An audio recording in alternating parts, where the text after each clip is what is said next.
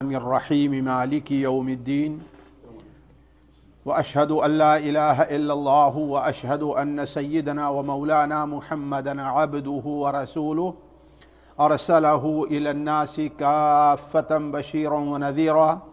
أما بعد فإن خير الحديث كتاب الله وخير الهدي هدي محمد صلى الله عليه وسلم وشر الأمور محدثاتها وكل محدثة بدعة وكل بدعة ضلالة وكل ضلالة في النار.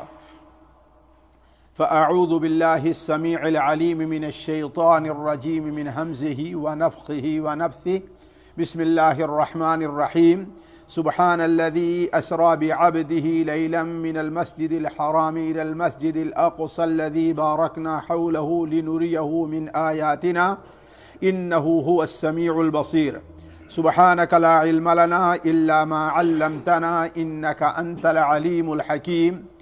رب اشرح لي صدري ويسر لي أمري واحلل عقدة من لساني يفقه قولي واحلل عقدة من لساني يفقه قولي. عزیز ساتھیوں اور گرامی قدر پیارے بھائیوں، السلام علیکم ورحمۃ اللہ وبرکاتہ۔ نبی کریم صلی اللہ علیہ وسلم کو اللہ تبارک و تعالی نے جن عظیم معجزات سے نوازا تھا ان میں سے ایک معجزہ اسراء اور معراج بھی ہے۔ یہ دو لفظ ہیں جو قرآن اور حدیث میں وارد ہیں، اسراء اور معراج۔ یہ اسراء اور معراج کا معجزہ جہاں نبی کریم صلی اللہ علیہ وسلم کے لیے نہ کہ صرف معجزہ بلکہ آپ کے لیے تسلی کا سبب تھا، وہیں اس میں مسلمانوں کے لیے بہت کچھ درس و عبرت ہے۔ مسلمانوں کے لیے بہت سی ایسی چیزیں ہیں جو اللہ تبارک و تعالی یا آخرت میں اپنے لیے خوف کا سبب ہے، وہیں بہت سی چیزیں ہیں جو مسلمانوں کے لیے اس میں بشارت بھی ہے۔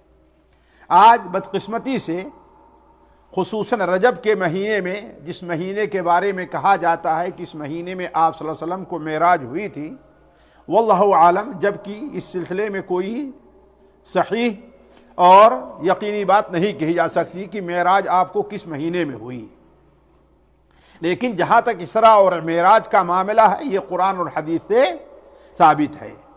تو یہ اسراء اور معراج خصوصاً اس مہینے میں جب اس کا ذکر کیا جاتا ہے تو لوگ اس سلسلے میں بڑے ہی مبالغے اور بہت ہی زیادتی سے کام لیتے ہیں۔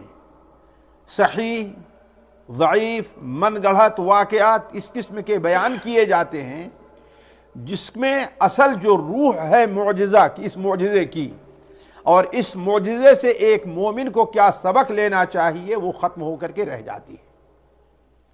لیکن ایک مسلمان ہونے کے ناطے ہمیں اور آپ کو یہ سوچنا چاہیے کہ آخر یہ معجزہ نبی صلی اللہ علیہ وسلم کے لیے پیش آیا، آپ کو اللہ تعالیٰ نے اس معجزے سے نوازا، تو اس میں نبی صلی اللہ علیہ وسلم کو کیا پیغام تھا اور ہمیں اور آپ کو اس میں کیا پیغام دیا گیا ہے۔ تو اس سلسلے میں آج کی مجلس میں چند باتیں مجھے آپ کے سامنے رکھنی ہیں۔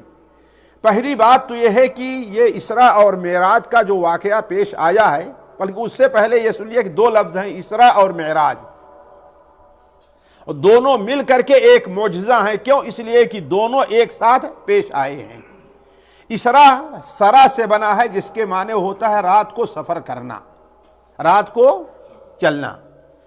چونکہ آپ صلی اللہ علیہ وسلم کو جو اسراء اور معراج کرائی گئی ہے یہ رات ہی کے وقت، اس لیے اس کو اسراء کہتے ہیں۔ اسراء رات کو سفر کرنا، تو آپ صلی اللہ علیہ وسلم رات ہی میں مسجد حرام سے لے کر کے مسجد اقصی تک گئے۔ تو چونکہ رات کا سفر تھا اور رات ہی میں واپس آئے، اس لیے اس کو کیا کہا جاتا ہے؟ اسراء۔ سبحان الذی اسری بعبدہ لیلا من المسجد الحرام، پاک ہے وہ ذات جس نے اپنے بندے کو رات ہی میں سیر کرائی ہے مسجد حرام سے مسجد اقصی تک۔ تو خود قرآن مجید میں اسے کیا کہا گیا ہے؟ اسراء کہا گیا ہے۔ اس لیے ایک سورت ہے اسے ہم لوگ کیا کہتے ہیں؟ سورت الاسراء یا بنی اسرائیل. تو الاسراء اسی مناسبت سے ہے. اور معراج کا معنی ہے، معراج کے معنی اصل میں ہوتا ہے سیڑھی کے چڑھنے کا آلہ. تو چونکہ آپ صلی اللہ علیہ وسلم کو مکہ مکرمہ سے بیت المقدس لے آیا گیا اور یہاں سے آپ کو اوپر لے جایا گیا، چڑھنے کے معنی ہے نا، اس لیے اس کو جو بیت المقدس سے لے کر کے ساتوں آسمان کی سیر کرائی گئی ہے، یہ گویا ایک معراج، اوپر چڑھنا ہے. اس لیے اسے کیا کہا جاتا ہے؟ معراج. خود حدیث میں ہے عرج بی، مجھے لے کر اوپر چڑھایا گیا، مجھے اوپر چڑھایا گیا. اور یہ اس بات کی دلیل ہے جو اہل سنت و جماعت کہتے ہیں کہ اللہ تبارک و تعالی اوپر کی جانب ہے. اللہ تعالی ہر جگہ نہیں ہے، جیسے ہمارے یہاں کہتے کہ اللہ ہر جگہ ہے. اللہ تعالی کہتے نا ہر جگہ اللہ موجود ہے. نہیں، اللہ ہر جگہ موجود نہیں. اللہ کہاں ہے؟ عرش کے اوپر ہے اپنی ذات کے لحاظ سے. تبھی تو آپ کو معرجہ اوپر لے جایا گیا نا. ورنہ اگر اللہ تعالیٰ ہر جگہ ہوتا تو معراج کی ضرورت کیا تھی؟ تو علی کل حال اسراء اور معراج کا یہ معنی ہے جو مل کر کے ایک معجزہ بنا ہے. یہ اسراء اور معراج راجح قول کے مطابق یہ 10 ہجری میں پیش آیا ہے. اور اس کے پیش آنے کا ایک بہت بڑا مقصد تھا. وہ کیا؟ نبی کریم صلی اللہ علیہ وسلم کو تسلی اور اطمینان دلانا. کیوں؟ اس لیے کہ نبی کریم صلی اللہ علیہ وسلم کہ 10ویں ہجری میں 10ویں بعثت کے موقع پر، یعنی آپ کے نبوت کے 10ویں سال، 2 ایسے حادثات بلکہ 3 ایسے حادثات پیش آئے تھے جو کسی بھی انسان کی ہمت کو توڑ دینے کے لیے کافی ہے. پہلا حادثہ یہ تھا کہ ابو طالب کا انتقال ہو گیا. نبی کریم صلی اللہ علیہ وسلم کے چچا تھے اور آپ کے سب سے بڑے معین اور مددگار تھے. دوسرے، ان کے 3 دن بعد یا 3 دن پہلے آپ کی بیوی حضرت خدیجہ رضی اللہ تعالی عنہا کا انتقال ہو گیا ہے. ان دونوں کے انتقال کی وجہ سے آپ صلی اللہ علیہ وسلم کو بڑی پریشانیاں اٹھانی پڑی. باہری میدان میں آپ کی طرف سے جو دفاع کرنے والا تھا وہ اب نہیں رہ گیا، اور گھر کے اندر آپ کو جو سکون اور اطمینان دلانے والی آپ کی غمگسار بیوی تھی وہ نہیں رہ گئی. اسی لیے سیرت نگاروں نے اس سال کو عام الحزن رکھا ہے، یعنی غم کا سال، غم کا سال. اور اس موقع پر قریش آپ صلی اللہ علیہ وسلم کو جس قدر اذیت پہنچاتے تھے، ابو طالب کی زندگی میں اتنی اذیت نہیں پہنچا سکے تھے. بلکہ سیرت ابن ہشام وغیرہ میں ہے کہ ایک بار اللہ کے رسول صلی اللہ علیہ وسلم گھر اس حال میں تشریف لے آئے کہ آپ کے سر کے اوپر مٹیاں ہیں، زخم، جسم کے اندر زخم لگا ہوا ہے، سر سے خون بہ رہا ہے. گھر تشریف لے آئے.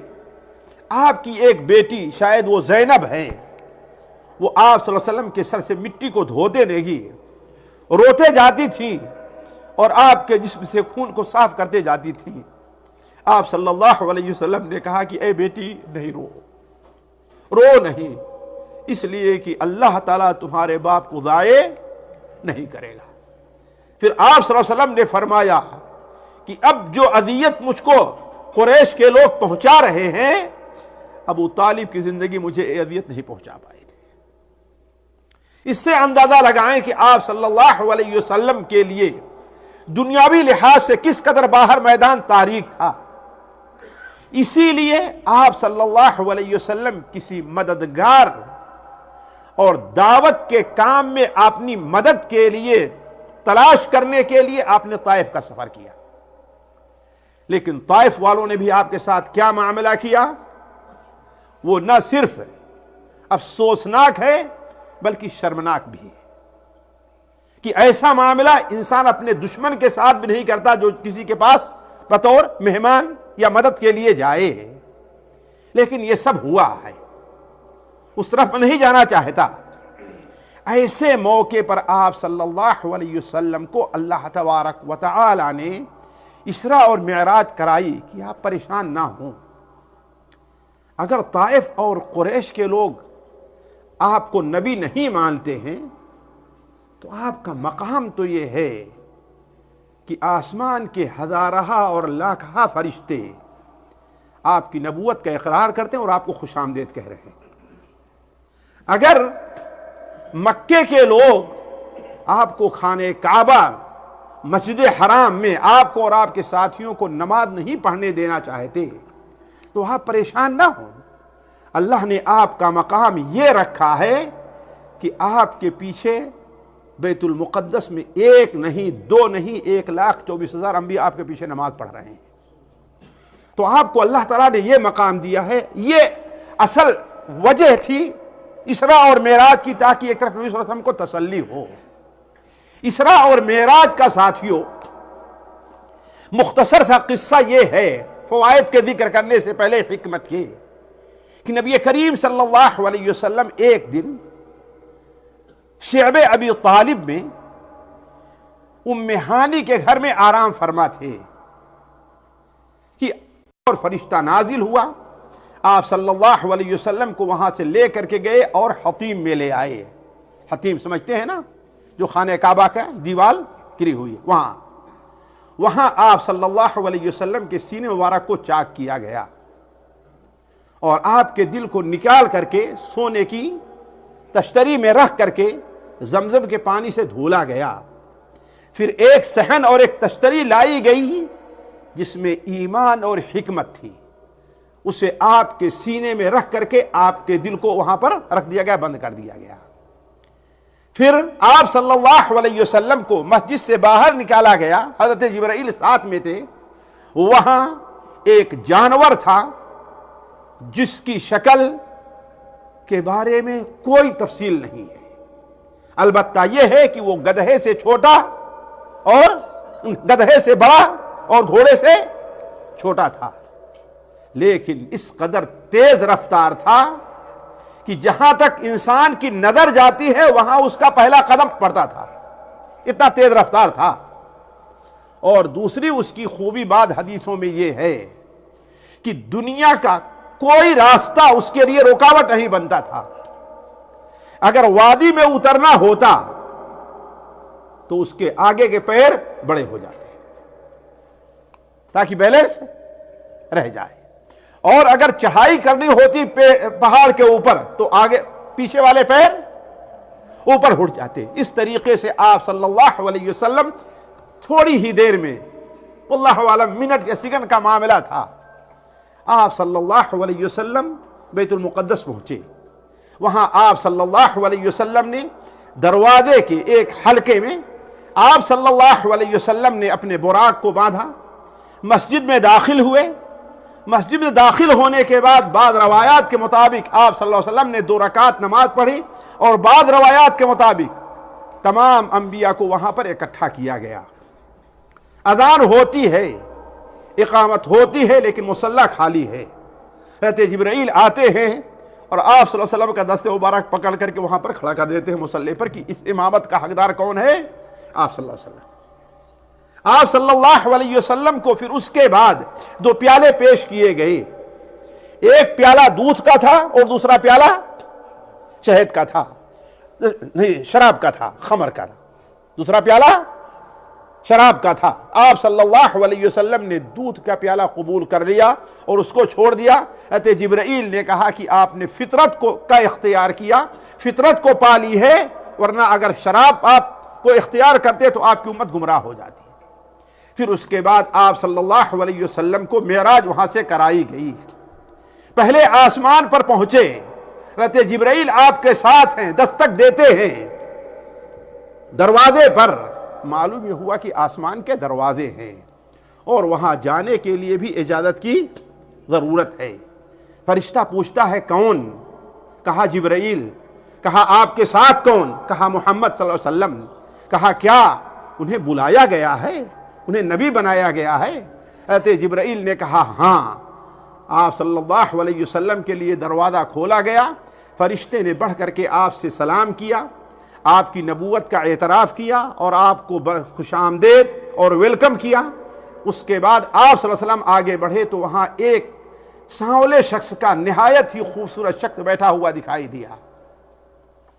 اور کیا آپ صلی اللہ علیہ وسلم دیکھا کہ ان کے دائیں جانب کچھ تصویریں, صورتیں ہیں اور کچھ بائیں جانب ہیں. دائیں جانب والے نہایت خوبصورت ہیں اور بائیں جانب والے بدصورت ہیں. جب وہ شخص دائیں جانب دیکھتا ہے تو مسکرا دیتا ہے اور بائیں جانب دیکھتا ہے تو رونے لگتا ہے. آپ صلی اللہ علیہ وسلم سے حضرت جبرائیل نے کہا یہ آپ کے باپ آدم علیہ السلام ہیں. آپ صلی اللہ علیہ وسلم آگے بڑھے, ان سے سلام کیا. انہوں نے آپ کی سلام کا جواب دیا اور کہا مرحبا بالابن الصالح والنبی الصالح.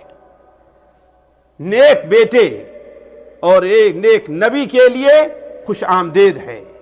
اور آپ صلی اللہ علیہ وسلم بتایا گیا کہ دائیں جانب جو ہیں وہ نیک لوگوں کی روحیں ہیں. تو حضرت آدم علیہ السلام اپنی اولاد کے نیک لوگوں کو دیکھتے تو ہنسنے لگتے, خوش ہو جاتے. اور بائیں طرف وہ برے لوگ ہیں, کافر فاسق فاجر لوگ ہیں, ان کی طرف دیکھتے حضرت آدم علیہ السلام رونے لگتے, جیسا کہ ایک باپ کی کیفیت ہوتی ہے. وہاں سے آپ صلی اللہ علیہ وسلم کو دوسرے آسمان کی سیر پر لے جایا گیا اور چڑھایا گیا عرج اوپر. وہاں دروازہ کھلوایا, دروازے پر دستک دی گئی. اس فرشتے نے بھی وہی سوال کیا کہ کون؟ حضرت جبرائیل نے کہا کہ میں. کہا آپ کے ساتھ کون؟ کہا کہ محمد صلی اللہ علیہ وسلم. کہا انہیں بھیجا گیا ہے؟ کہا ہاں. دروازہ کھولا, اس نے بھی آپ سے سلام کیا اور آپ کی نبوت کا اعتراف کیا. اس آسمان پر آپ کی دو نبیوں سے ملاقات ہوتی ہے, دو خالازاد بھائی جو ہیں, خالازاد بھائی حضرت عیسیٰ اور حضرت یحییٰ علیہ السلام. آپ نے ان سے سلام کیا, انہوں نے آپ کے سلام کا جواب دیا, آپ کی نبوت کا اعتراف کیا اور آپ کو خوش آمدید کہا. پھر آپ کو تیسرے آسمان پر لے جایا گیا. وہاں بھی فرشتوں نے آپ سے سلام کیا, آپ کی نبوت کا اعتراف کیا اور آپ کو خوش آمدید کہا. وہاں آپ کی ملاقات حضرت یوسف علیہ السلام سے ہوتی ہے. آپ نے کہا کہ سلام کا جواب دیا, آپ کو خوش آمدید کہا اور آپ کی نبوت کا اعتراف کیا. پھر اس کے بعد آپ کو چوتھے آسمان پر لے جایا گیا. چوتھے آسمان کے فرشتوں نے بھی آپ کو خوش آمدید کہا, آپ سے سلام کیا, نبوت کا اعتراف کیا. وہاں آپ کی ملاقات چوتھے آسمان پر حضرت ادریس علیہ السلام سے ہوتی ہے. حضرت ادریس سے آپ نے سلام کیا, انہوں نے بھی آپ کے سلام کا جواب دیا, آپ کی نبوت کا اعتراف کیا اور آپ کو خوش آمدید کہا. پھر آپ صلی اللہ علیہ وسلم کو پانچویں آسمان پر لے جایا گیا. وہاں کے فرشتوں نے بھی آپ کو خوش آمدید کہا, آپ کو مرحبا کہا, آپ کی نبوت کا اعتراف کیا. اور آپ صلی اللہ علیہ وسلم کی ملاقات وہاں حضرت ہارون علیہ السلام سے ہوتی ہے, ہارون میں عمران. انہوں سے بھی آپ نے سلام کیا, انہوں نے بھی آپ کو سلام کا جواب دیا اور کہا نیک نبی اور نیک بھائی کے لیے خوش آمدید ہو. پھر آپ چھٹے آسمان پر تشریف لے گئے. وہاں کے فرشتوں نے بھی آپ کو سلام کیا, خوش آمدید کہا. وہاں آپ کی ملاقات موسیٰ ابن عمران علیہ السلام سے ہوتی ہے. ان سے آپ نے سلام کیا, انہوں نے بھی آپ کے سلام کا جواب دیا, آپ کو خوش آمدید کہا اور آپ کے نبوت کا اعتراف کیا. آپ جیسے ہی آگے بڑھے کہتے موسیٰ علیہ السلام رونے لگے. آپ صلی اللہ علیہ وسلم پوچھا کہ آخر ان کے رونے کی وجہ کیا ہے؟ موسیٰ سے جبرائیل نے پوچھا رو کیوں رہے ہو؟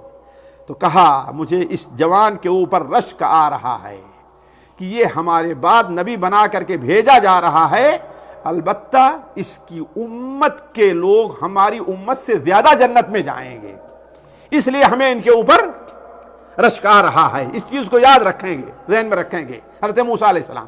پھر آپ کو ساتویں آسمان پر لے جایا گیا, جہاں آپ صلی اللہ علیہ وسلم کی ملاقات کس سے ہوتی ہے؟ حضرت ابراہیم علیہ السلام سے. آپ نے ان سے سلام کیا, انہوں نے کہا مرحبا بالنبی الصالح والابن الصالح, نیک بیٹے اور نیک نبی کے لیے خوش آمدید.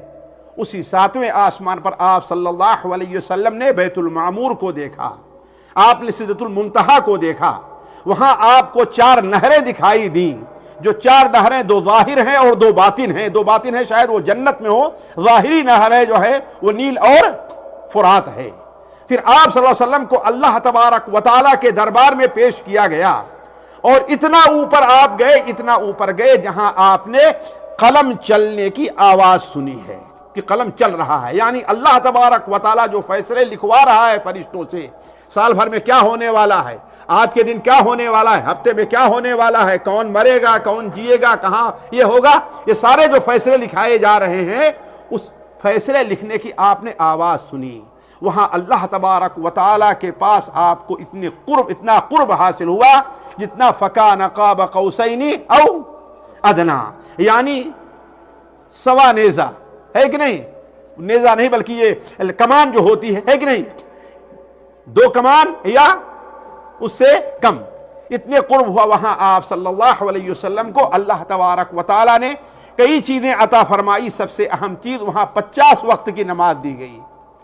آپ صلی اللہ علیہ وسلم بڑے خوش ہوئے، اس لیے کہ اللہ تعالیٰ سے ملاقات کی خوشی میں آپ شاید یہ ذہن میں نہیں لائے کہ 50 وقت کی نماز ہماری امت پڑھے گی کیسے، چنانچہ آپ لے کر کے چلے آ رہے ہیں۔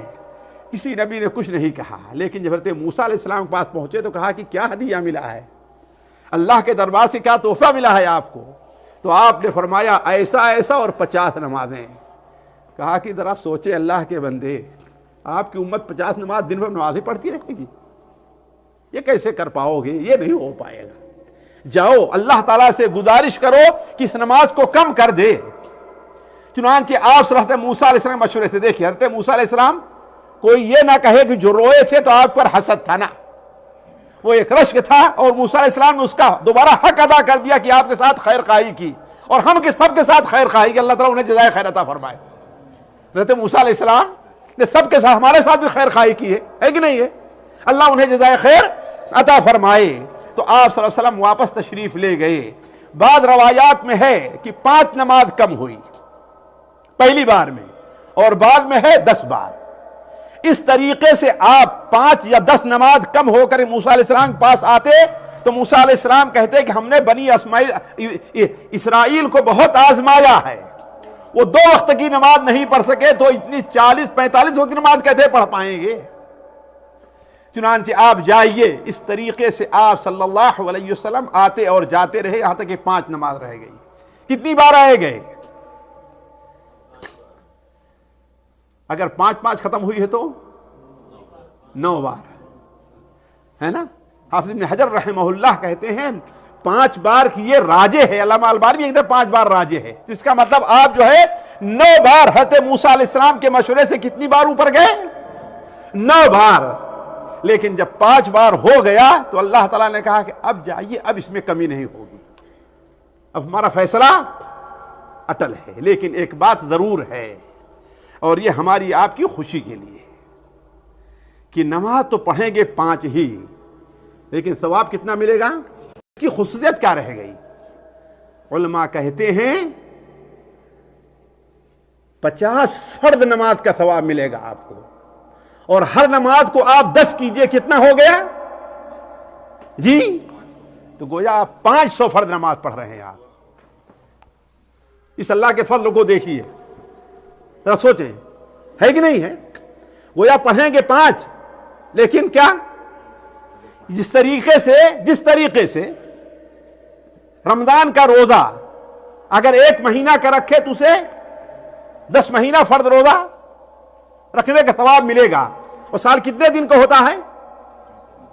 12 مہینے کا ہوتا ہے۔ کتنا؟ 12 مہینے کا ہوتا، ابھی 2 مہینہ باقی ہے نا۔ تو شوال میں اگر کوئی 6 روزے رکھ لے تو علماء کہتے ہیں یہ 6 نفل نہیں مانے جائیں گے، ہے نفل، لیکن ثواب کس کا ملے گا؟ فرض کا، تاکہ رمضان کا تبھی تو مقابلہ ہوگا یا نہیں مقابلہ ہوگا؟ رمضان کا مقابلہ کیسے ہوگا جی؟ جبکہ فرض کا ثواب ملے نہ اس میں۔ تو یہ فرض نمازیں جو 5 پڑھی جا رہی ہیں، ہمیں اور آپ کو 50 فرض نمازوں کا ثواب مل رہا ہے۔ کتنا؟ اور ہر نیکی 10 گنا ہوا کرتی ہے، تو کتنی نمازوں کا ثواب ملا آپ کو؟ 500 نمازوں کا روزانہ ثواب مل رہا ہے۔ اور یہ حضرت موسیٰ علیہ السلام کی خیر خواہی ہمارے اور آپ کے ساتھ ہے نا؟ حضرت موسیٰ علیہ السلام کی خیر خواہی ہمارے اور آپ کے ساتھ ہے۔ تو علی کل حال اس کے بعد آپ صلی اللہ علیہ وسلم وہاں سے تشریف لے آئے بیت المقدس، اور اپنے جو براق جانور تھا اس کی رسی کھولی اور پہنچ آئے آپ کہاں؟ مکہ مکرمہ. ابھی فجر نہیں ہوئے مکہ مکرمہ پہنچ گئے ہیں.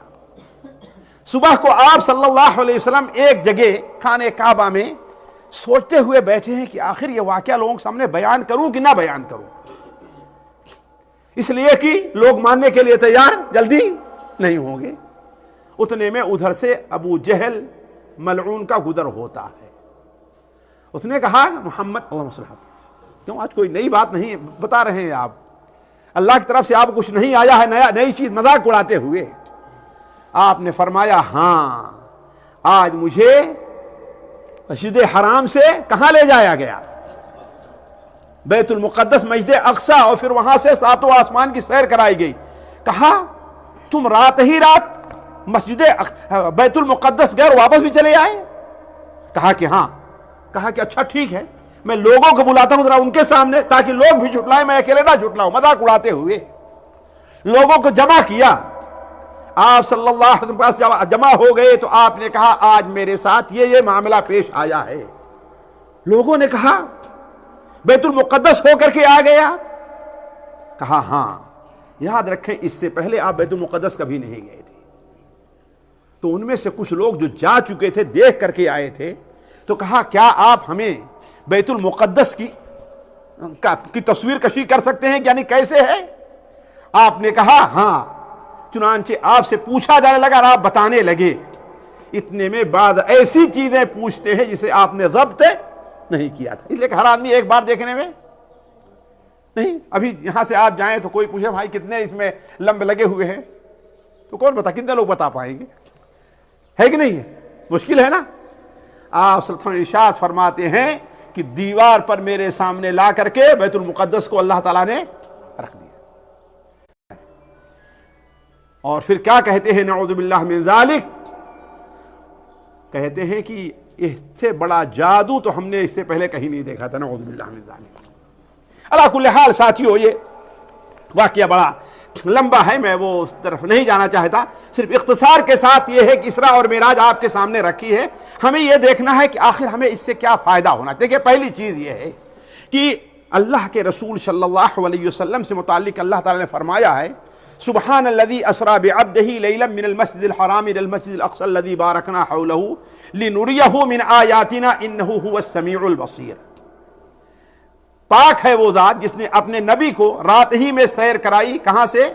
بیت المقدس سے، مسجد حرام سے لے کر کے مسجد اقصی تک. ذرا آگے آ جائیں تھوڑا سا، آپ لوگ بعد میں آنے والوں کے لیے ہی مسئلہ ہوتا ہے. آگے آ جائیں تھوڑا سا تاکہ بات پیچھے والوں کو جگہ مل جائے جو لوگ آ رہے ہیں. اللہ جزائے خیر دے آپ کو. اذا قیل لکم تفسحوا فی المجالس فافسحوا یفسح اللہ لکم. اللہ تعالیٰ اس کا بدلہ دے گا کہ آپ کے مجلس، اللہ اپنے پاس مجلس میں کشادگی دے گا آپ کے لیے. تو آپ صلی اللہ علیہ وسلم سے متعلق اللہ فرماتا ہے پاک ہے وہ ذات جس نے اپنے نبی کو رات ہی میں سیر کرائی مسجد حرام سے مسجد اقصی تک. کیوں؟ دو چیزیں بیان کریں. الذی بارکنا حولہ، اس پر غور کریں. وہ مسجد اقصی جس کے ارد گرد ہم نے برکت دی ہے. اور کیوں؟ لنریہ من آیاتنا، تاکہ ہم انہیں اپنی آیات دکھلائیں، اپنی آیات کا مشاہدہ کرائیں. تو آپ صلی اللہ علیہ وسلم کو اللہ تعالیٰ نے کن عجائب قدرت اور کن عجائب کا اللہ نے مشاہدہ کرایا تھا، ان میں سے دو تین میں آپ کے سامنے رکھتا ہوں. پہلا ہے بیت المقدس کی زیارت کرائی ہے.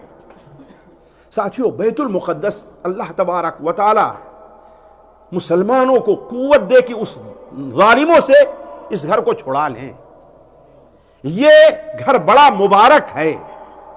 اس گھر کی زیارت کرنے والے کے گناہ ایسے ہی مٹ جاتے ہیں جس طریقے سے گیا گو اس کی معنی اس کو جنا ہوا بھی. اس گھر کو اللہ تعالیٰ نے ایک ایسی برکت سے نوازا ہے جو مسجد حرام اور مسجد نبوی کو بھی حاصل نہیں ہے. جی ہاں، ایک ایسی فضیلت سے نوازا ہے، تعجب ہو رہا ہوگا ہمارے بڑے بھائیوں کو کہ مسجد حرام اور مسجد نبوی سے بھی نہیں نوازا ہے. مسجد حرام کے بارے میں کہیں نہیں ہے کہ اللہ نے اس کے ارد گرد برکت دی ہے. مسجد حرام مبارک ہے. مکہ مبارک، مکہ شہر کیا ہے؟ مبارک ہے، لیکن اس کے ارد گرد کوئی برکت کا ذکر نہیں ہے۔ مسجد نبوی کو اللہ نے مبارک بنایا ہے، ایک نماز کو یہاں پڑھیے 1000 نماز، وہاں ایک نماز ہے کہ نہیں ہے نا؟ یہ فرق برکت ہی تو ہے کہ نہیں برکت ہے؟ وہاں ریاض الجنہ ہے کہ نہیں؟ وہاں نماز پڑھے گویا آپ جنت میں نماز پڑھ رہے ہیں، یا وہاں نماز پڑھنے کے ثواب یہ ملے کہ آپ کو جنت میں نماز پڑھنے کی اللہ توفیق جنت دے گا۔ کئی وہ توجیحات ہے اس کی، لیکن ہے برکت کی نہیں برکت ہے۔ یہی برکت کیا کم ہے کہ نبی کریم صلی اللہ علیہ وسلم نے اس شہر کو، اللہ تعالیٰ نے آپ کی سکونت، آپ کے وفات کے لیے اللہ نے اس کا انتخاب فرمایا ہے کہ نہیں ہے؟ لیکن کہیں یہ وارد نہیں ہے کہ اس کے ارد گرد کی جو آبادی ہے، جو شہر ہیں، اس میں ہی برکت ہے۔ لیکن بیت المقدس متعلق کیا فرمایا؟ بارکنا الی الارض التی بارکنا۔ اس لیے قرآن مجید میں 3-4 جگہ یہ ہے کہ بیت المقدس اور اس کے ارد گرد کی زمین مبارک ہے۔ تو اللہ تبارک و تعالیٰ نے نبی صلی اللہ علیہ وسلم کو اس کی زیارت کرائی، اس لیے کہ آپ صلی اللہ علیہ وسلم مدینہ منورہ آنے کے بعد بھی اس مسجد کی فضیلت صحابہ کرام کے سامنے بیان کیا کرتے تھے، اس کی اہمیت بیان کرتے تھے۔ اس سے اشارہ یہ تھا کہ تم لوگ اس مسجد کو حاصل کرنے کی کوشش کرنا۔ کیوں؟ اس لیے کہ وہ مسجد موحدین کا حق ہے، مشرکین کا حق۔ یہود اور نصارہ اب شرک کرنے لگے ہیں، وہ مبارک ہے، بارکنا مبارک ہے، وہ وہاں شرک نہیں ہونا چاہیے، اور شرک سے بڑی کوئی گندگی ہوگی؟ کوئی گندگی نہیں ہو سکتی۔ اسی لیے جانتے ہیں کہ حضرت ابو بکر و عمر رضی اللہ تعالی عنہما اپنی خلافت میں سب سے پہلے اس علاقے کو فتح کرنے کے بارے میں کوشش شروع کی۔ حضرت عمر کے زمانے میں وہ فتح بھی ہوا ہے۔ تو آپ صلی اللہ علیہ وسلم اس مسجد کی، مسجد اقصی کی فضیلت بیان کرتے تھے، یہاں تک کہ سنن ابن ماجہ وغیرہ میں ہے، کہتے ہیں ادھر بیان کرتے ہیں کہ ایک بار ہم لوگ، شاید مسند احمد میں بھی ہے، ایک بار ہم لوگ آپس میں بیٹھے مسجد اقصی کا ذکر کر رہے تھے کہ اس میں نماز پڑھنا آیا زیادہ افضل ہے کہ مسجد نبوی میں یا مسجد حرام میں۔ یعنی آپ نے بتایا نہیں تھا ابھی کتنا فرق ہے، لیکن مسجد اقصی کی آپ فضیلت بیان کرتے تھے، مسجد اقصی کی فضیلت بیان کرتے تھے۔ تو آپ صلی اللہ علیہ وسلم بیان فرمایا کہ سامنے، تو یہاں کی مسجد کے مقابلے میں کتنا فرق پڑے گا ساتھیوں؟ یہاں کی مسجد کے مقابلے میں کتنا فرق پڑے گا؟ 250 کا، 4 ہے نا؟ چوتھائی، جب اس کا چوتھائی ہے مسجد نبوی کا، مسجد نبوی کا چوتھائی ہے 250 کا، یعنی یہاں ایک نماز پڑھیے آپ، اور مسجد اقصی میں گویا وہاں اگر ایک نماز پڑھیے تو یہاں کا مقابلہ 250 کا فرق پڑے گا۔ اس کے بعد آپ صلی اللہ علیہ وسلم نے اس سے متعلق ایک بڑی اہم بات بیان فرمائی جو اس وقت نہیں ہے کہ میں آپ کے سامنے رکھوں۔ تو پہلی چیز یہ ہے۔ دوسری چیز یہ ہے کہ اللہ کے رسول صلی اللہ علیہ وسلم نے سدرۃ المنتہا کو دیکھا۔ سدرہ کے معنی کیا ہوتا ہے؟ بیری کے، یہ حد ہے اوپر اور نیچے کی، کون؟ سدرۃ المنتہا، بیری کا درخت ہے، اور وہ بیری کا درخت اتنا مبارک ہے کہ اس کے پتے ہاتھی کے کان کے اتنے بڑے بڑے ہیں، اور اس میں جو پھل ہوتے ہیں، حجر کا جو علاقہ ہے یہ مبرز وغیرہ کا الاحسا وغیرہ میں، وہاں پر مٹکے بڑے بڑے بنتے تھے، کہا کہ اس کے پھل حجر کے مٹکوں کے برابر ہیں۔ تو آپ صلی اللہ علیہ وسلم بیان فرماتے ہیں کہ میں تھا کہ اچانک اللہ کی رحمت نے جب اس کو ڈھانک لیا تو اتنا خوبصورت ہو گیا، اتنا خوبصورت ہو گیا کہ اس کی کوئی صفت نہیں بیان کی جاتی۔ وہیں پر آپ بیت المعمور کو بھی دیکھا آپ نے، قرآن مجید میں ہے نا، والبیت المعمور، قسم ہے بیت معمور کی۔ بیت معمور کا معنی کیا ہے؟ بیت معمور آسمان میں جو فرشتے ہیں ان کا قبلہ ہے۔ جس طریقے ہمارا قبلہ کون ہے؟ مسجد حرام، خانہ کعبہ ہے نا، فرشتوں کا قبلہ کون ہے؟ اور بعض روایات میں ہے کہ بے نہیں، وہ جہاں پر کعبہ ہے نا اسی کے اوپر کی طرف اگر وہ گرے آ کر کے تو خانہ کعبہ پر آ کر کے گرے گا۔ آپ صلی اللہ علیہ وسلم کو اس کا مشاہدہ کرایا گیا کہ فرشتے اس کا طواف کر رہے ہیں، اور روز آنا اس گھر کا طواف کتنے فرشتے کرتے ہیں؟ 70,000 فرشتے کرتے ہیں، اور جو فرشتہ ایک بار طواف کر لیتا ہے دوبارہ اس کو موقع نہیں ملتا ہے۔ تو آپ صلی اللہ علیہ وسلم کو یہ ساری چیزوں کا مشاہدہ کرایا گیا ہے کہ نہیں ہے؟ آپ صلی اللہ علیہ وسلم کو جن عجیب چیزوں کا مشاہدہ کرایا گیا ان میں ایک بات یہ بھی ہے اور قابل غور ہے، جان بوجھ کے میں اس کا ذکر کر رہا ہوں، آپ کو اچھے اور برے لوگوں کی روحوں کا بھی مشاہدہ کرایا گیا، آدم علیہ السلام کے دائیں اور بائیں۔ ساتھیو، دو فائدے ہمیں اس سے بہت اہم ملتے ہیں۔ ایک تو یہ ہے کہ باپ کے دل میں اپنے بیٹوں کی محبت بہت زیادہ ہوتی ہے، بیٹے کے دل میں باپ کی محبت اتنی نہیں ہوتی جتنا باپ کی محبت اپنے بیٹوں کے دل میں ہوا کرتی ہے۔ اس لیے حضرت آدم علیہ السلام نے جب ان بیٹوں کو دیکھا جو نیک ہیں، اللہ کے مقرب بندے ہیں، تو ہنسنے لگے، اور جب دوسری طرف دیکھا تو دوسری طرف ساتھیوں ذرا غور کریں، ان میں ہماری روح بھی تو ہوگی کہ نہیں ہوگی؟ جی، ہم اور آپ کبھی یہ سوچیں، دعا کریں کہ اے اللہ تعالیٰ اگر کسی گناہ کے عوض، کسی غلطی کے عوض ہماری روح کو بائیں طرف رکھا ہے تو میری روح کو آپ دائیں طرف کر دیجیے۔ اللہ تعالیٰ سے دعا تو کرنا کہ ہمیں کن لوگوں میں بنا؟ جو اصحاب الیمین ہوں۔ ساتھیو، خیر اب جو کائنات، عجائب کائنات تو بہت ہیں، لیکن میں اس طرف نہ جا کر کے اللہ کے رسول صلی اللہ علیہ وسلم کو وہاں پر بعض گنہگاروں کا بھی مشاہدہ کرایا گیا ہے۔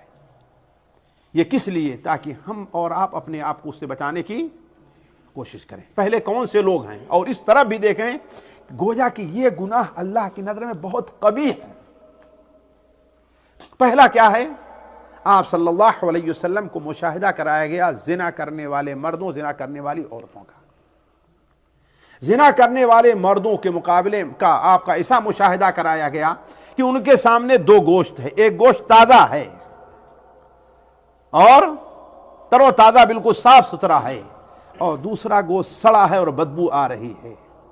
تو آپ نے دیکھا کچھ لوگ اس گوشت کے پاس سے آ کر کے یہ گوشت کھا رہے ہیں اور اس سے اپنا پیٹ بھر رہے ہیں۔ آصف نے جب حضرت جبریل سے پوچھا، حضرت جبریل نے کہا کہ یہ آپ کی امت کے وہ لوگ ہیں جن کو اللہ نے حلال بیویاں دی ہوئی ہیں، لیکن ان کو چھوڑ کر کے کہاں جاتے ہیں؟ حرام کاری کی طرف جا رہے ہیں۔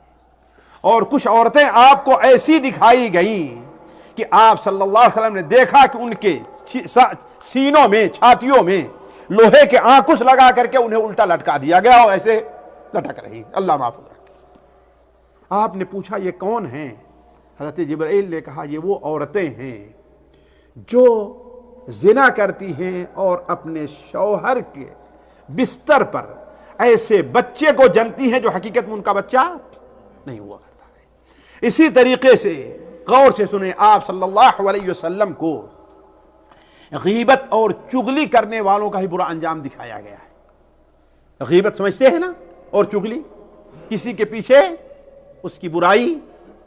بدقسمتی سے ساتھیوں اس میں کس قدر لوگ مبتلا ہیں، چھوٹے بڑے، نیک بد، عالم جاہل، سارے کے سارے اس کے اندر مبتلا ہیں، پیٹھ پیچھے لوگوں کی غیبت کرنے میں۔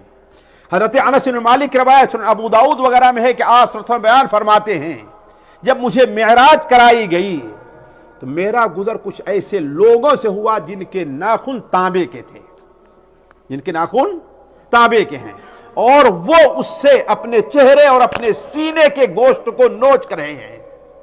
ہم نے کہا اے جبرائیل یہ کون سے لوگ ہیں؟ تو آپ صلی اللہ علیہ وسلم نے ارشاد فرمایا یہ وہ لوگ ہیں جو لوگوں کا گوشت دنیا میں کھاتے تھے، یعنی غیبت کیا کرتے تھے۔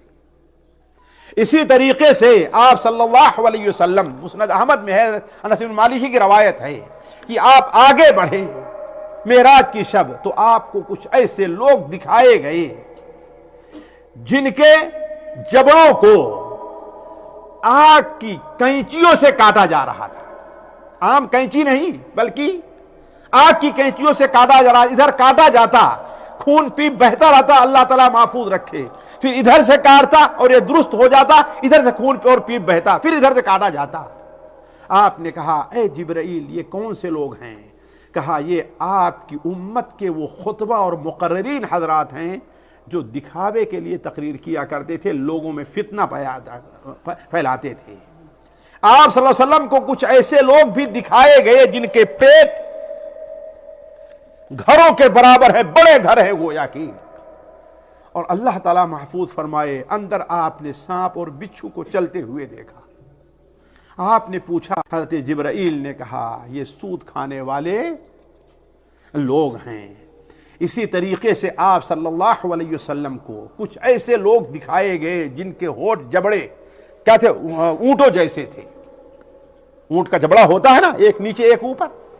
کہا ایک شخص آتا اور آگ کا انگارہ لے کر کے ایسے لیتا اور ان کے جبڑے کو کھولتا زبردستی اور اندر ڈال دیتا، وہ اندر کھولتا کھولتا پیچھے سے نکل جاتا، برابر یہ سلسلہ جاری ہے۔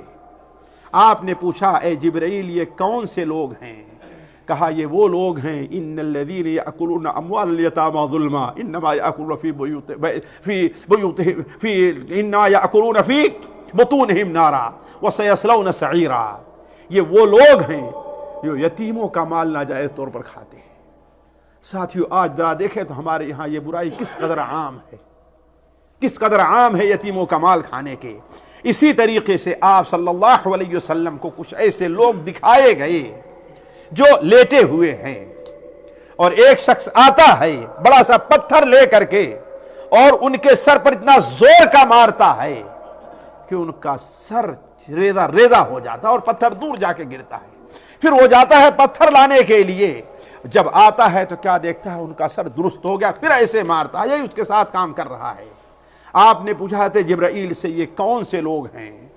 کہا یہ وہ لوگ ہیں جن کا سر نماز کے وقت بھاری رہتا ہے، نماز کے لیے اٹھتے نہیں ہیں، جماعت ہوتی رہتی ہے لیکن جماعت کے لیے نہیں جاتے۔ تو یہ ان لوگوں کے لیے بہت عبرت ہے جو لوگ فرض نماز کے وقت سوتے رہتے ہیں۔ اسی طریقے سے آپ کو ایک شخص ایسا دکھایا گیا، اور اس بات کو غور سے سنیں کہیں ہم اور آپ اس میں نہ ہو جائیں ساتھی۔ ایک شخص ایسا دکھایا گیا جو لکڑی کے ایک گٹھر کو اٹھا رہا ہے لیکن اٹھا نہیں پاتا، اتنے میں دیکھتا ہے کہ وہاں ایک لکڑی ہے، لا کے پھر رکھ لیتا ہے، پھر اٹھاتا ہے، اٹھا نہیں پاتا، دیکھتا ہے ایک لکڑی اور رکھ لیتا ہے اس کو۔ ایسے اٹھا رہا ہے لیکن اٹھا نہیں پاتا اور اس میں برابر اضافہ کیے جا رہا ہے۔ آپ نے پوچھا یہ کون سے لوگ ہیں؟ حضرت جبرائیل نے کہا یہ وہ لوگ ہیں جن کے پاس لوگوں کی امانات ہیں، جن کے اوپر لوگوں کا قرض ہے، قرض ادا تو نہیں کر پاتے اور مزید قرض لیتے چلے جا رہے ہیں، مزید قرض لیتے چلے جا رہے ہیں۔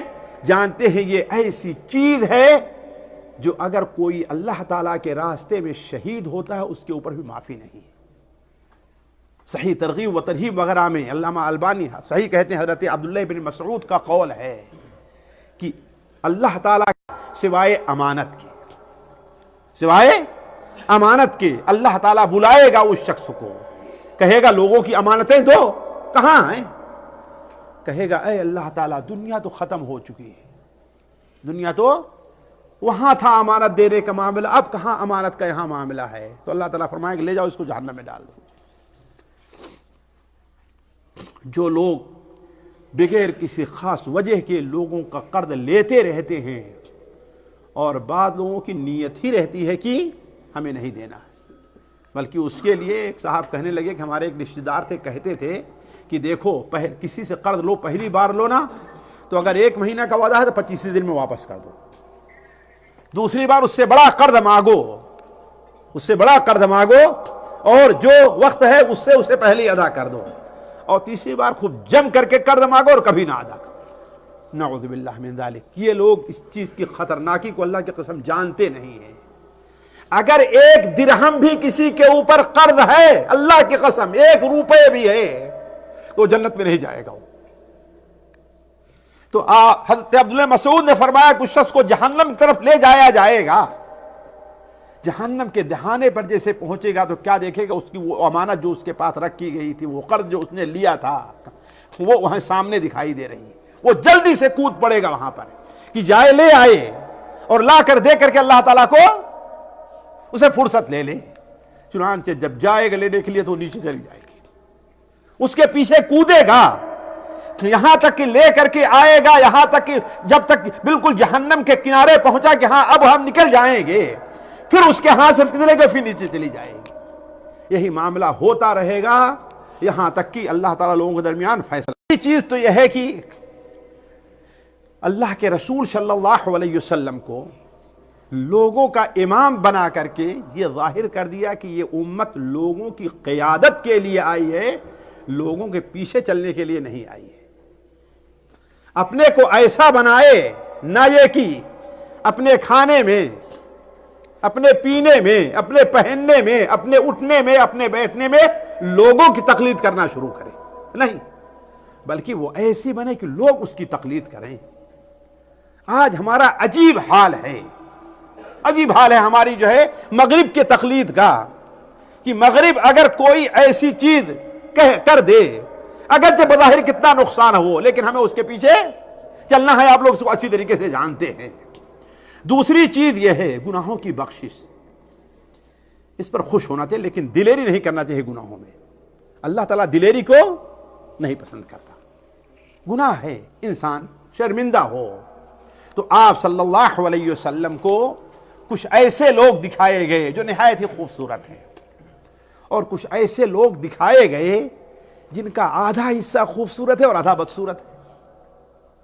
پھر ان سے کہا گیا کہ وہ جو نہر بہ رہی ہے جاؤ اس میں نہا کر کے آؤ۔ جب نہانے گئے اس میں نہائے تو ان کا پورا جسم کیا ہے وہ دھل گیا۔ آپ نے پوچھا اے جبرائیل یہ کون سے لوگ ہیں؟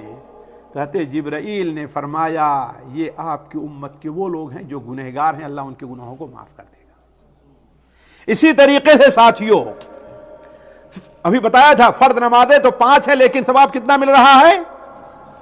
اسی طریقے سے 2 اور چیزیں جو ہے ہمیں اور آپ کو ملی ہیں۔ ایک تو سورہ بقرہ کے آخر کی 2 آیتیں، اس کا ہر انسان کو سونے سے پہلے اس کا اہتمام کرنا چاہیے۔ بغیر پڑھے ہوئے ان کو سونا، آمن رسولوں سے لے کر کے آخر تک، بغیر پڑھے نہیں سونا چاہیے۔ آمن رسول سے آخر تک لے کر کے، اور آج کل آسان جس کو یاد نہ ہو موبائل میں دیکھ کر کے پڑھ لے، موبائل میں دیکھ کر کے پڑھ لے۔ ایک چیز، دوسری چیز ان آیتوں کو سمجھنے کی کوشش کرنی چاہیے کہ اللہ تعالیٰ اس میں آخر ان دونوں آیتوں کی فضیلت کیوں اتنی رکھا ہے، کہ آپ صلی اللہ علیہ وسلم نے ارشاد فرمایا کہ ان آیتوں میں جو کچھ بھی ہے، جو بندہ بھی سوال کرتا ہے، جیسے بندہ کہتا ہے ربنا لا تؤاخذنا ان نسینا او اخطأنا، اے رب اگر ہم سے بھول ہو جائے یا غلطی ہو جائے تو اس پر ہماری گرفت نہ کیجیے گا، تو اللہ تعالیٰ فوراً جواب دیتا اے بندے جا ہم نے ایسے ہی ربنا ولا تحمل علینا اسرا، ربنا ولا تحمل علینا اسرا کما حملته علی الذین من قبلنا، اے اللہ تعالیٰ جیسے پچھلی قوموں کو آپ نے بڑے بڑے مصائب میں ڈالا اور آزمایا، ہمیں اتنی بڑی مصیبتوں میں نہ ڈالا، ہم اس کو برداشت نہیں کر سکتے۔ اللہ تعالیٰ فرماتا ہے جا ہم نے ایسے ہی کیا۔ تو کہنے کا مطلب دوسری چیز یہ ہے کہ ان آیتوں کو انسان سمجھنے کی کوشش کرے۔ نبی کریم صلی اللہ علیہ وسلم کی صحیح مسلم میں وہ روایت ہے کہ آپ صلی اللہ علیہ وسلم بیان فرمایا کہ جب میں وہاں اللہ کے دربار میں حاضر ہوا تو اللہ تعالیٰ نے مجھے 3 چیزیں عطا کی ہیں۔ ایک تو 5 وقت کی نمازیں ہیں، دوسرے سورہ بقرہ کے آخر کی 2 آیتیں ہیں۔ ساتھیوں پورا قرآن اس وقت نازل ہو رہا ہے جب آپ صلی اللہ علیہ وسلم زمین پر ہیں، اور یہ 2 آیتیں کب آپ کو دی جا رہی ہیں؟ جب آپ ساتویں آسمان۔ ان دو آیتوں کو فضیلت سمجھیے اور آپ اس کو سمجھنے کی کوشش کیجیے۔ اور تیسری چیز یہ ہے کہ میری امت کا جو شخص شرک نہیں کرے گا، میری امت کا جو شخص شرک نہیں کرے گا، اللہ تعالیٰ اس کے کبائر کو بھی معاف کر دے گا۔ اسی طریقے سے حضرت اللہ کے رسول صلی اللہ علیہ وسلم کو حضرت ابراہیم سے ملاقات کہاں ہوئی تھی؟ جی پہلے آسمان، 7ویں آسمان پر۔ حضرت ابراہیم علیہ السلام نے ہمیں اور آپ کو ایک بشارت دی ہے۔ ساتھیوں اپنے مقام کو پہچانیے۔ لوگوں کے پیچھے، مغرب کے پیچھے، ان کی تقلید میں کہاں دوڑ رہے ہیں آپ؟ اللہ نے آپ کا کیا مقام دیا ہے؟ آپ صلی اللہ علیہ وسلم بیان فرماتے ہیں کہ میری ملاقات جبرائیل سے ہوئی تو انہوں نے پہلے تو یہ کہا کہ اے محمد اپنی امت سے میرا سلام کہہ دیجیے گا۔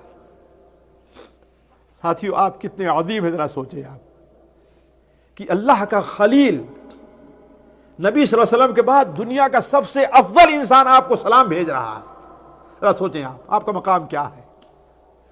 کیا کہا؟ اے محمد اپنی امت سے میرا سلام کہہ دیجئے گا اور ایک میرا پیغام بھی سنا دیجئے گا۔ وہ پیغام کیا ہے؟ سننا چاہتے ہیں؟ لیکن عمل کیجیے اس پر۔ آپ نے کیا بیان فرمایا؟ حضرت جبرائیل نے کہا امت سے کہہ دینا کہ جنت کی جو زمین ہے وہ بالکل کھلی ہوئی ہے، جتنا لینا چاہے لے لے، 1 کلومیٹر 2 کلومیٹر 1 ہیکٹر 4 جتنا لینا چاہے وہ لے لے۔ مجھے یاد آتا ہے کہ ہمارے ہندو پاک میں جو نواب ہوتے تھے وہ جاگیر کیسے دیتے تھے؟ ہاں، گھوڑا دوڑا کر کے جتنی دور گھوم کر کے آؤ اتنا تم کو مل جائے گا، ہے کہ نہیں؟ یہاں گھوڑا دوڑانے کی ضرورت نہیں ہے، صرف عقل دوڑانے اور سمجھ کو دوڑانے کی ضرورت ہے۔ حضرت ابراہیم علیہ السلام نے کیا فرمایا؟ اپنی امت سے کہہ دینا کہ جنت بالکل خالی میدان ہے، جتنا کوئی لینا چاہے لے لے، اور جنت کا پانی بڑا میٹھا ہے، کھارا پانی بھی نہیں ہے کہ کھیتی کرنے سے کھیتیاں جل جائیں گی۔ جنت کا پانی کیا ہے؟ بڑا، اور زمین بڑی زرخیز ہے، شور زمین نہیں ہے اس میں نمک ہے پتھر ہے، نہیں، بڑی زرخیز ہے، جو ڈالیے اس میں، اور اس میں روپائی کس چیز کی ہوگی؟ سبحان اللہ والحمدللہ ولا الہ الا اللہ واللہ اکبر، اور بعد میں ولا حول ولا قوت الا باللہ۔ آپ پڑھیے سبحان اللہ، آپ کے لیے جنت میں 1 درخت لگ گیا، 2 لگ گیا، 3 لگ گیا، 4 لگ گیا۔ خیر ساتھیو، آخری چیز جو ہم آپ کو ملتی ہے، اور اسی پر میں اپنی بات ختم کرتا ہوں، صحیح ابن حبان میں ہے، عبداللہ ابن عباس سے روایت ہے کہ نبی کریم صلی اللہ علیہ وسلم معراج کے موقع پر آپ بیان فرماتے ہیں، جس رات مجھے اسرا کرائی گئی تو ایک جگہ سے میں گزرا تو وہاں سے بڑی عجیب قسم کی خوشبو آئی، ایسے بچوں کی خوشبو ہے۔ کیا؟ فرعون کی بیٹی کو کنگھی کرنے والی جو عورت تھی اس کے اور اس کے بچوں کی خوشبو ہے۔ آپ نے فرمایا اس کا ماجرا کیا ہے؟ کہا کہ وہ عورت فرعون کی بیٹی کو کنگھی کر رہی تھی کہ اچانک کنگھی اس کے ہاتھ سے نیچے گر گئی۔ اس نے کہا بسم اللہ۔ کیا کہا؟ بسم اللہ۔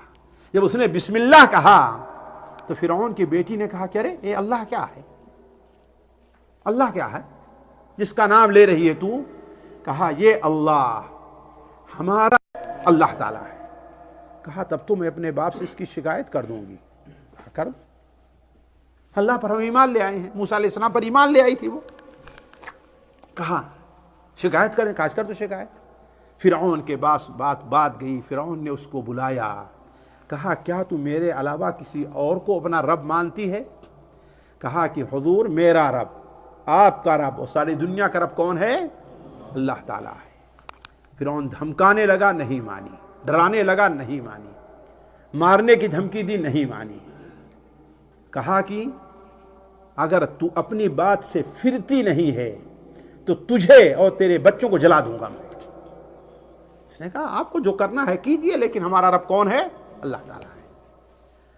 حدیث میں ہے، صحیح ابن حبان کی حدیث ہے کہ اللہ کے رسول نے ارشاد فرمایا کہ ایک دیگ لایا گیا، بڑا سا دیگ، اور اس کے نیچے آگ جو ہے جلائی گئی، اور جب آگ سے تپا وہ دیگ تو کہتا ہے تو مانتی ہے کہ نہیں مانتی کہ میں تیرا رب ہوں؟ کہا کہ نہیں۔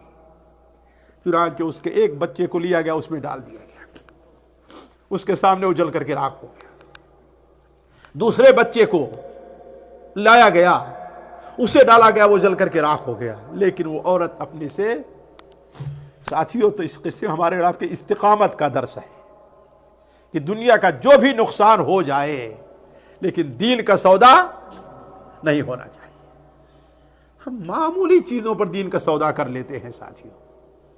یہ دین کا سودا تو ہے نا کہ ہمیں کوئی اگر ایسی نوکری ملتی ہے جس میں نماز پڑھنے کا وقت نہ ملے تو ہم نوکری کر لیں گے، کیا کریں گے؟ اللہ غفور الرحیم ہے۔ دین ہی کا سودا تو ہے کہ نہیں سودا ہے یہ؟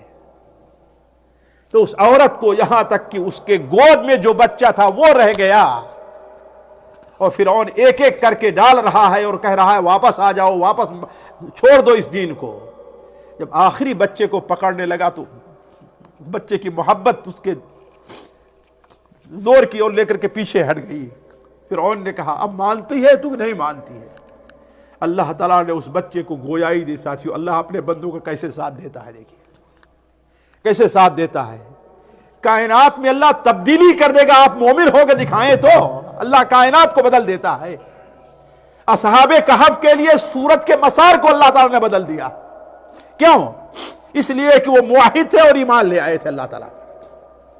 اللہ تعالیٰ نے اس دودھ پیتے بچے کو گویائی دی, کہتا اے امی جان کود پڑو اس میں, اس لیے کہ آخرت کا عذاب دنیا کے عذاب کے مقابلے میں بہت زیادہ ہے. چنانچہ اس عورت نے اس بچے کو لیا اور آگ میں جا کر کے کود پڑی اور جل کر کے راکھ ہو گئی. لیکن ایک بات رہ گئی, اس نے کہا تھا فرعون سے جلانے سے پہلے کہ ٹھیک ہے آپ مجھے جلا تو دیں گے, لیکن میری اور میرے بچوں کی لاش کو ایک قبر میں دفن کریں گے, الگ الگ نہیں دفن کریں گے. میری اور میرے بچوں کی وہ ہے کہ اللہ نے اسے کیا مقام دیا ہے کہ ہزارہ سال گزر گئے ہوں گے, لیکن اس کے قبر سے لاش ابھی بھی خوشبو آ رہی ہے. تو اسراء اور معراج سے ہمیں اور آپ کو جس وقت ملتا ہے وہ استقامت کا بھی ہے, دین کے اوپر ثابت قدمی کا, کہ ہمیں اور آپ کو کسی بھی حال میں اپنے دین کا سودا نہیں کرنا چاہیے. اللہ تعالیٰ سے دعا ہے کہ اللہ تعالیٰ ہمیں اور آپ کو ہر قسم کے گناہوں سے بچائے, اور اسراء اور معراج میں جو بشارت ہے ہمیں اور آپ کو اس کا حقدار بنائے. اللہ تعالیٰ ہمیں اور آپ کو دین پر ثابت قدمی عطا فرمائے. اللہ تعالیٰ ہمارے اور آپ کے گناہوں کو معاف فرما دے. سبحانک اللہم و بحمدک اشہد ان لا الہ الا انت استغفرک و اتوب الیک.